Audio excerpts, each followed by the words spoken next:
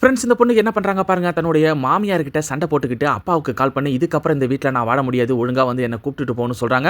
அவர் நீ சொல்கிறதான் கரெக்டு, ஆனால் உடனே நீ அங்கேருந்து வந்துட்டா ஓ மேலே தான் குறை சொல்லுவாங்க, அதனால் நீ உன் மாமியார்கிட்ட நல்லா நடந்துக்க, அன்பாக பேசி ஒரு குறிப்பிட்ட நாளுக்கு அப்புறம் நானே வந்து உன்னை கூப்பிட்டு போகிறேன்னு சொல்கிறாரு. உடனே அந்த பொண்ணும் சரி ஓகேன்னு சொல்லி ஒத்துக்கிட்டு அடுத்த நாளில் இருந்து தன்னுடைய மாமியார்கிட்ட அன்பாக பேச ஆரம்பிச்சிடுறாங்க. நீங்கள் இங்கேயே உட்காந்துருங்க, உங்களுக்கு போய் நான் டீ போட்டு எடுத்துகிட்டு வரேன், அப்போ தான் உங்களுடைய டென்ஷன் எல்லாம் குறைன்னு சொல்லிட்டு டீ போட போகிறாங்க. அதை பார்த்து அவங்களுக்கு என்னைக்கும் இல்லாமல் இன்னைக்கு இப்படி நடந்துக்கிறாளேன்னு சொல்லி யோசிக்க ஆரம்பிக்கிறாங்க. அடுத்த நாள் தன்னுடைய ஃப்ரெண்டை பார்க்க அவங்க வெளியே கிளம்பிட்டு இருக்காங்க.